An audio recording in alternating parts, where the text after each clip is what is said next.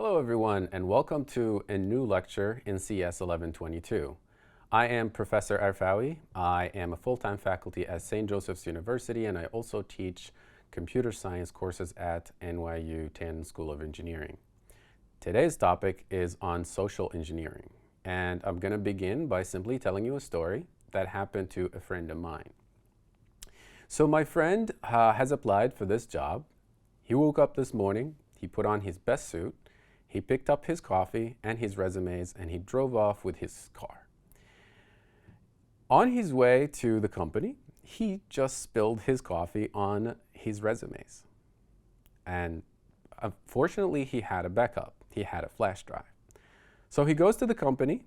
He got greeted by the secretary. He told her the story, and she sympathized with him. She felt sorry for him. So he handed her his flash drive, and he says, "Can you please print out my resumes?" Of course, happily, she goes and she plugs in the flash drive into the company's computer.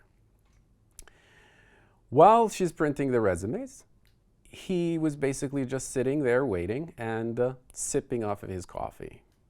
Unfortunately, he just spilled his coffee on his suit.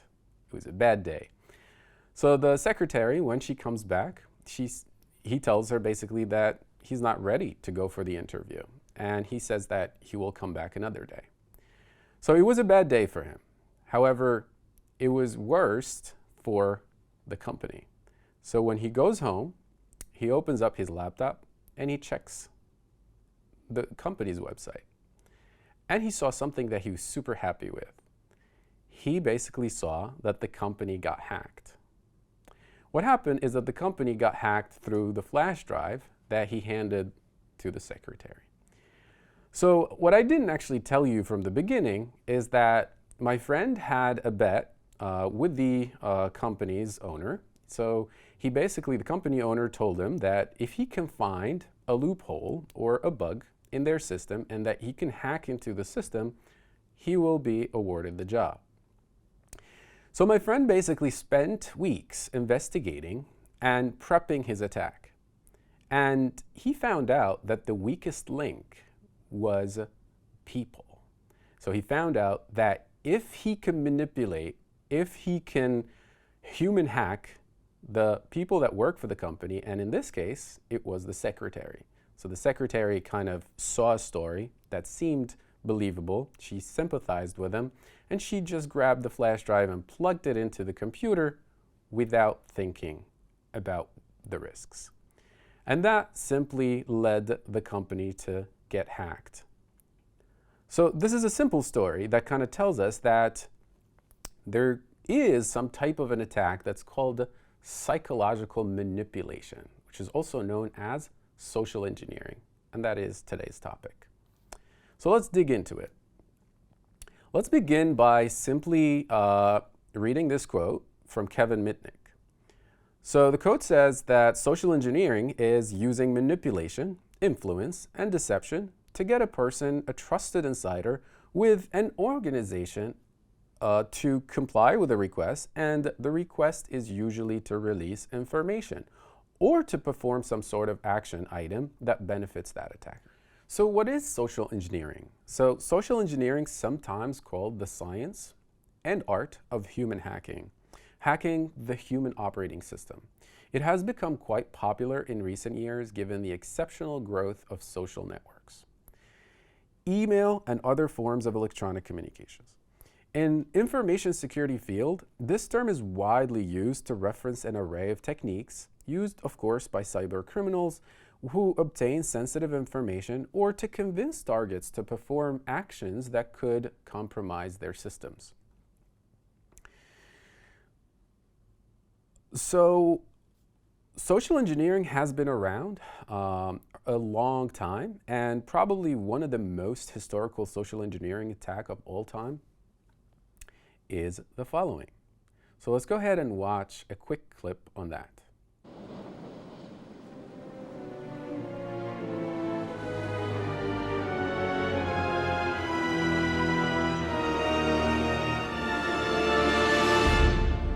What is this?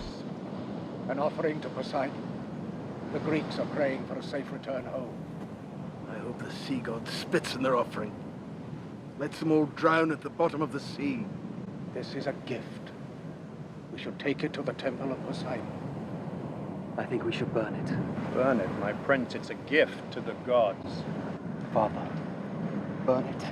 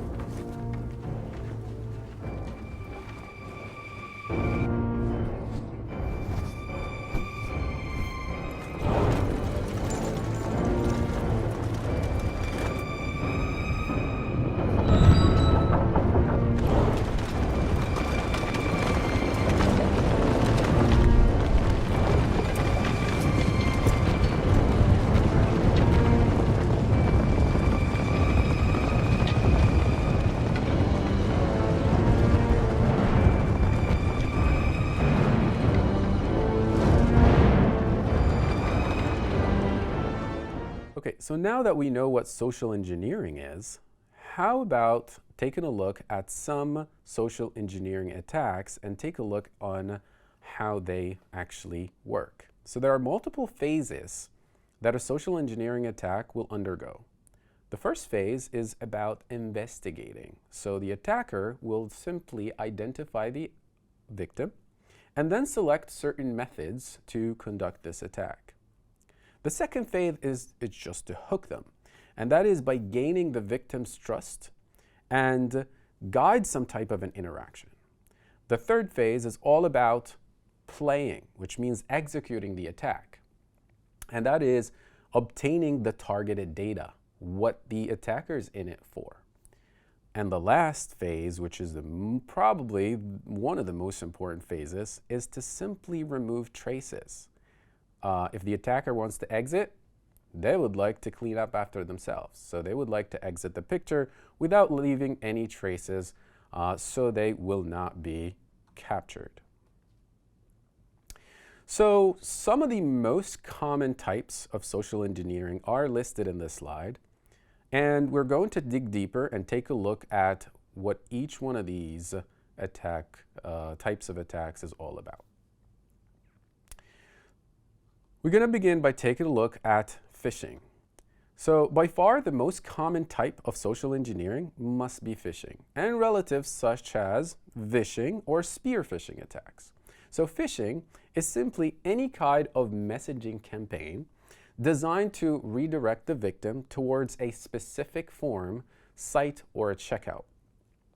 Common examples include sending an SMS that tells the victim to log into their bank account and to redirect them towards a copy of the bank's website, a fake copy of the bank's website. So let's take a look at some signs of a phishing attack. How do you detect a phishing attack? So the first sign is simply whatever the page or the ad or the message that the victim gets could look too good to be true. So for example, as you can see here, we have three examples that are impersonating famous websites. So the first one is impersonating a Best Buy website where there is a prize which seems to be too good to be true. You're getting an iPhone, and also, if you notice here, there is some sense of urgency.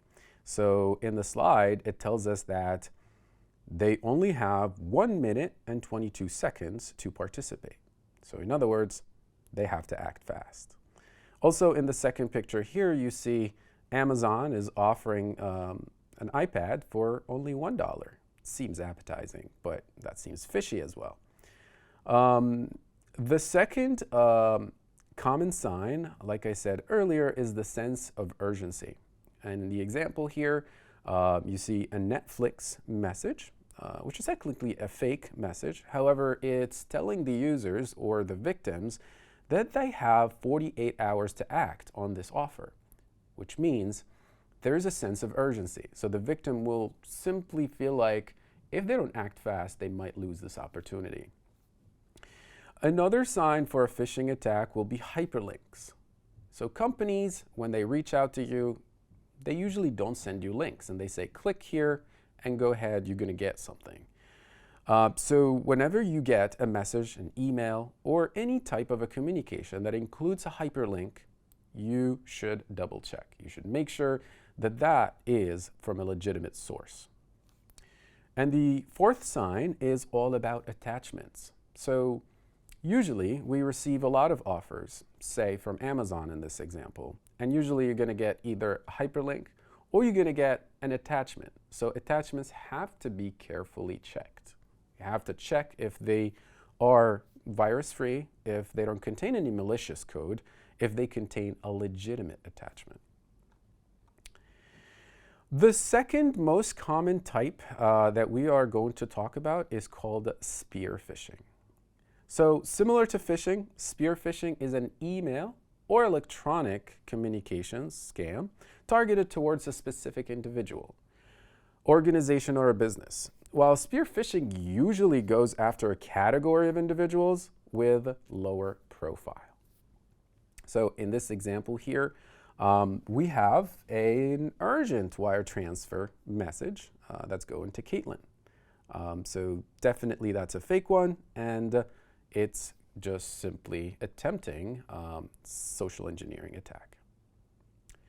The third most common type is called whaling. Now, whaling exclusively targets high-ranking individuals within an organization. So company executives or customer service representatives are increasingly targeted due to their access to important company information. So a company executive is the ultimate prize for cyber criminals. The boss can access information and resources that no other employees can reach. So ultimately, a CEO or a CFO is just likely to fall victim for social engineering attacks as any other employees. So in fact, they're arguably even more likely to do so.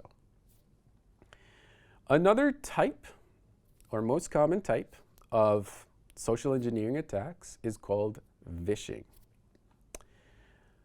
Now, phishing means voice plus phishing, which is voice phishing. It is a type of mobile phishing scam in which an attacker directly calls a targeted victim, of course posing as someone else to dupe them. Now, attackers pretend to be a representative of a company that the victim trusts, such as, let's say, a bank, an insurance company, a government agency, a recruiter, a vendor or a supplier, etc. Scammers trick victims into sharing their personal and confidential information, like payment card numbers, bank information, a one-time password, social security numbers, income information, etc. I could tell you, first of all, let me tell you this story that happened to my brother-in-law. So my brother-in-law one day basically was working at his bodega, and he receives this message. So the message was from Facebook. So the message was saying, here's your one-time PIN to recover your password. my brother-in-law kind of did not pay so much attention to that because he was just simply paying attention to the task he was performing. And then he gets a second call after that from someone pretending that they basically sent him a message by mistake. And then he basically tells my brother-in-law to read out a certain PIN to make sure that the message contained whatever the information that they meant to send to their friends. So of course, my brother-in-law kind of trusted that, and he simply hands him that PIN.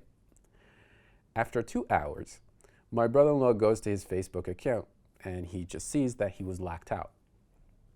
It didn't really stop there.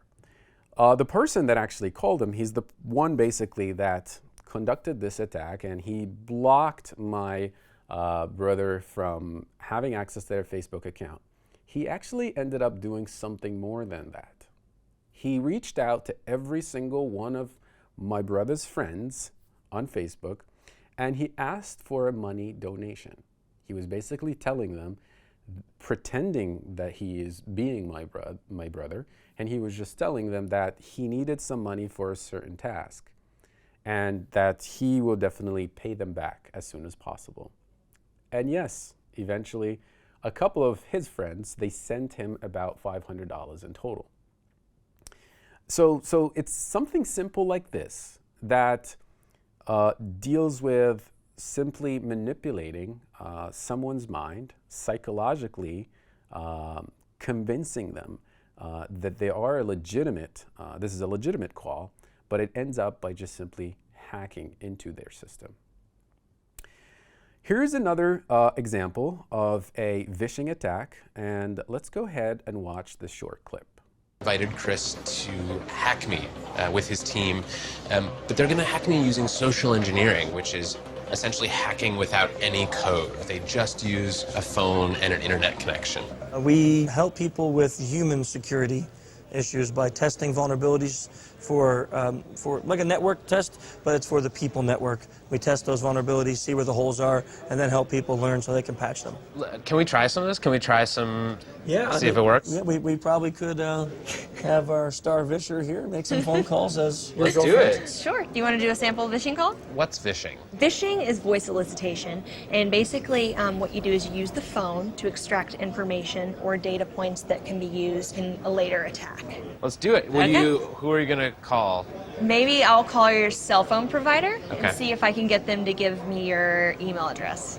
I bet they're good. I bet they have my back. But yeah, go for it. I'm going to spoof from your number, so it's going to look like it's calling from you. Okay.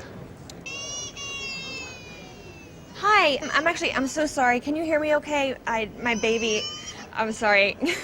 My husband's like, we're about to apply for a loan and we just had a baby and he's like, get this done by today. So I'm so sorry. I can't call you back. I'm trying to log into our account for uses information and I can't remember what email address we used to log the account. The baby's crying and can you help me? Awesome. In just 30 seconds, gmail.com? Jessica gets my personal email address. Now, if I needed to add our older daughter on our account so she could call in and make changes, how would I need to go about doing that? You would have to send me a secure PIN through a text message? Yeah, well, the thing is, I don't think I'll be able to receive a text message if I'm on the phone. Shh. Oh, I'm not on there either? So I thought when we got married, he added me to the account. Okay, my Jessica name uses my girlfriend's name and a fake social security number is 5127. to set up her own personal access to my account. Wait, I'm sorry, so there's no password on my account right now? Can I set that up? She even gets the support person to change my password. Thank you so much for your help today. So she just basically blocked me out of my own account. I'll get her fed after this. All right, thank you. Holy shit. So they just gave you access to my entire cell phone account. You're gonna have to go on and change your password now because it's Jess, my name. And all it took was a crying baby and a phone call. The next most common type of social engineering attacks is called angler phishing. So angler phishing carried out via fake customer service accounts on social media. So for example, making complaints on social media puts pressure on organizations to solve the issue promptly. So unfortunately, cyber criminals have exploited this by spoofing corporate accounts and intercepting customer queries. So in this example, as you can see, so Stephanie here, is posting a message on Twitter, and she's basically saying, finally here, cold as ice, and she's basically making a complaint about a Domino's order. And then someone pretending that they are Domino's Pizza's account, they're replying or responding to this message. Of course, other people who are friends of Stephanie, who saw Stephanie's post, they also thought that this was Domino's Pizza's legitimate account, and they could simply trust them and maybe add them as friends. And in the future, they could simply communicate with them as if they were Domino's Pizza. And then they could basically in the future order from them directly. And of course, when you're ordering, you're handing in your credit card information, your banking information, so that's compromised. So be very careful with what's posted on social media. Another type of social engineering is called smishing. And smishing is basically an attack that's carried out via SMS, the text message, which typically contains a link to a fake website that looks identical to the legitimate site. It asks the recipients to enter personal information. Usually you get a link or you get a phone number, right? So most smishing attacks work like email phishing. The attacker sends a message enticing the user to click a link or asks for a reply that contains the targeted user's private data. The information an attacker wants can be anything including like an online bank account credentials, private information that could be used in identity theft, financial data that can be used to sell on dark net markets or for online fraud. Another most common type, it's called baiting, and this is one of my favorite. It is actually a type of social engineering attack where a scammer uses a false promise to lure the victim into a trap, which may steal personal and financial information or even inflict the system with a malware. The trap could be in the form of a malicious attachment with an enticing name. So the most common form of baiting uses physical media to disperse malware. For example, the story that I told you at the beginning, where the applicant handed the flash drive to the secretary. So that is an attack carried out via baiting. Another example of baiting will be, say for example, that you're walking around your classroom and you saw a flash drive. The flash drive was labeled as confidential, or maybe more appetizing, it's labeled as final exam. And of course, if you see it, you would simply go ahead and plug it into your computer because you're curious and you think that it has what it is labeled it has. And after that, you can imagine an attack is carried out. So let's take a look at some of the techniques on how baiting is carried out. So attackers publish, download links on the web, mostly, containing malicious software offering free music, movie, or video games. And if the targets, surrenders their login credentials to a certain site. So technically free media download. And many of us, we were all in it for that, free MP3 file for the favorite singer's big hit, right? So you want to download it for free, but then you go to these websites that pretend they're offering it for free, but they're fake. The second technique is simply low-priced products. So this is simply advertised. So this is a Ray-Ban product, and it's simply advertised, at a low price, say $50. But then if you examine this closely, you see that the link there is not the legitimate Ray-Ban's website. It's something that looks like the Ray-Ban's website. But how many of us actually double check the links? Most of us simply just look at the logo, look at the contents. It seems legitimate. So we trust easily. The third technique is called compromised USB, which I mentioned previously. So a USB that is just lingering around, labeled confidential, or final exam solutions. It's easily tempting for someone just pick them up and plug them into their computers. Another type of attack, it's called catfishing. And it's also known as romance fraud or honey trap.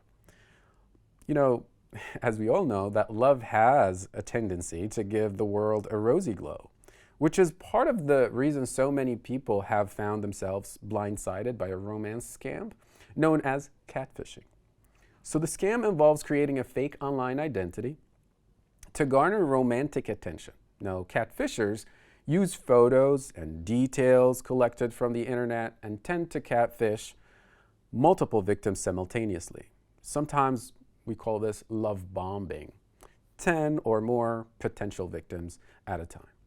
So the romantic attention is either used to siphon money from an unassuming lover or because they have self-esteem issues and just want romantic attention from someone. For sure, rates have skyrocketed in recent years, especially with the rise of social media.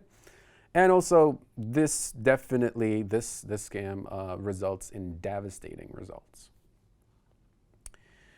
The other most common type of social engineering is called pretexting, which is all about stringing a series of lies together.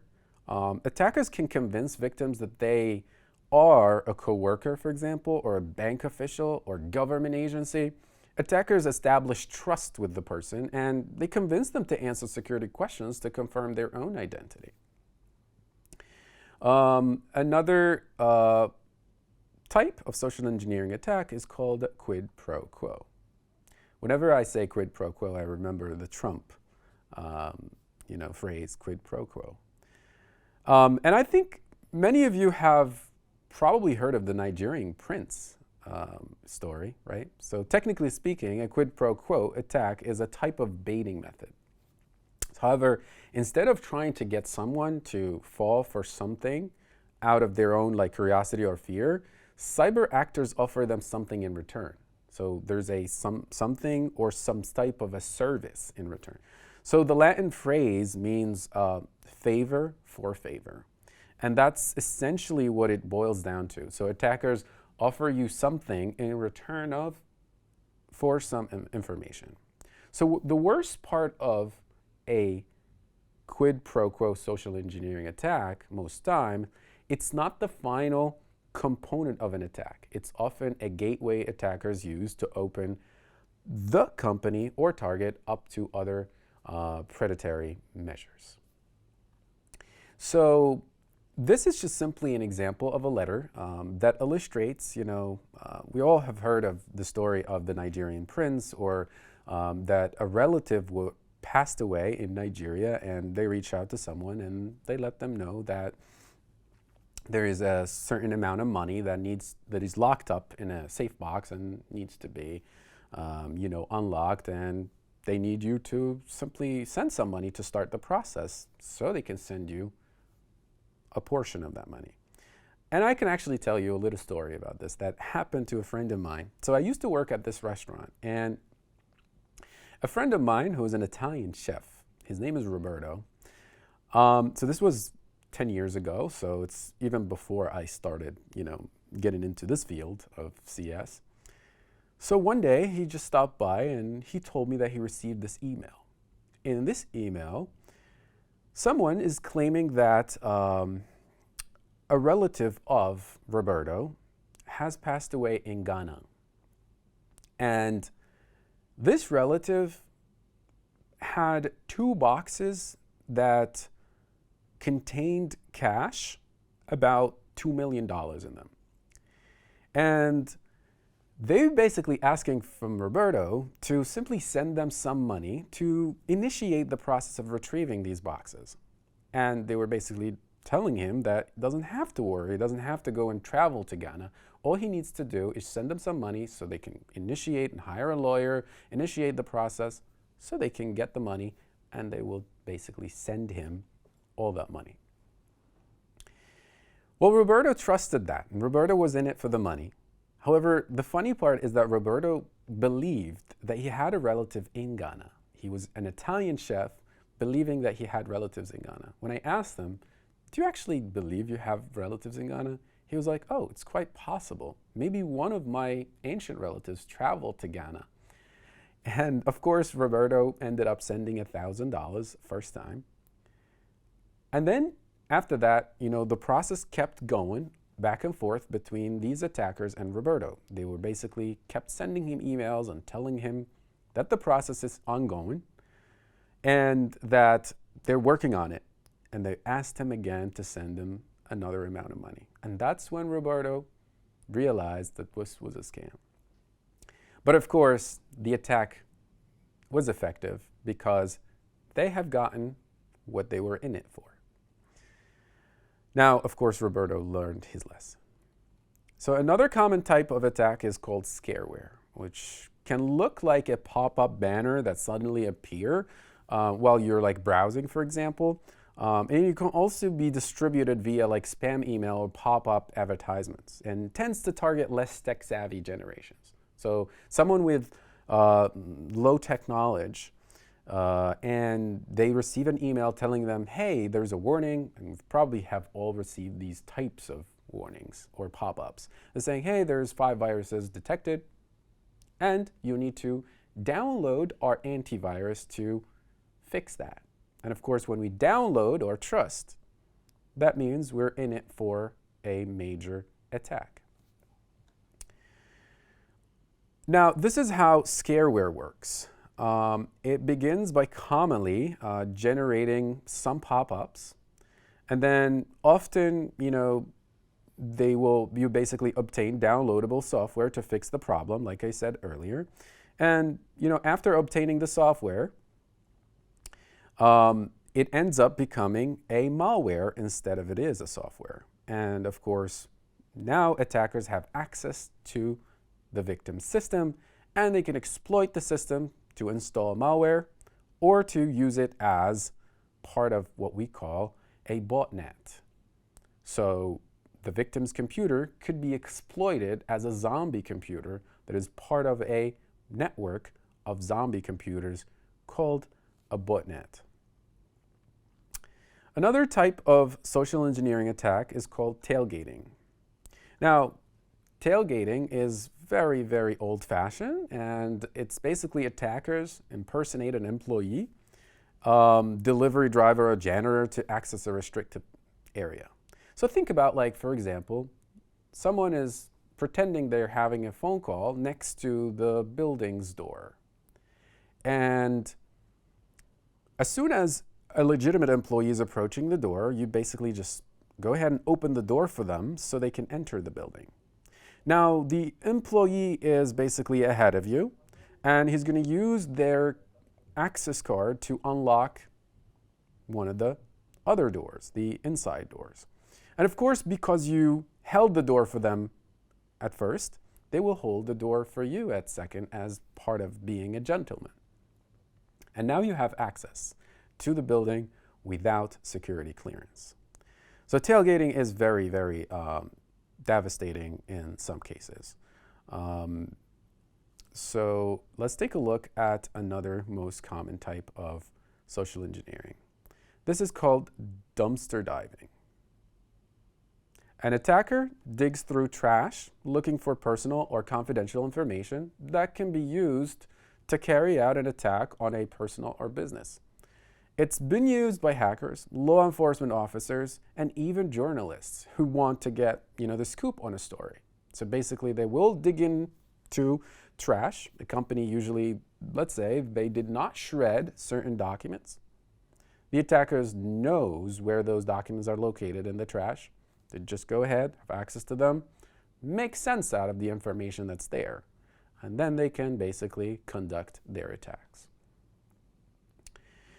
Now that we talked about all these different types of social engineering attacks, it's super important to know that there are some countermeasures.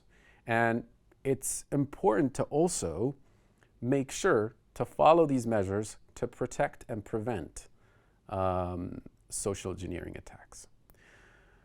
Probably the most important countermeasure is education. So educating our employees, making our students aware of these risks, and taking ownership for corporate security, understanding risk and impact of security breaches, and then making everyone aware that social engineering attacks are all personal. It's all about knowing you and prepping an attack that is geared towards you as a person after gathering all this information about you. It's highly recommended that you that you change your passwords often, that the companies implement more secure physical measures, that is to prevent tailgating, for example. And most importantly, we are in the era of social networks. Therefore, understanding what information is posted on the web is definitely very important. Don't post information about your current location. Don't post information about when is your birthday. Don't post information about your personal information like your banking information or your credit card information. Or some people, like, they're super happy of, let's say, getting a job, and then just go ahead and take a picture of their ID and they post it and be like, my first ID at the job. You just gave a backdoor to an attacker. So be very careful on what you post on the web. So this is the end of our lecture, and I hope that now you have a good understanding of social engineering attacks and the countermeasures. Peace.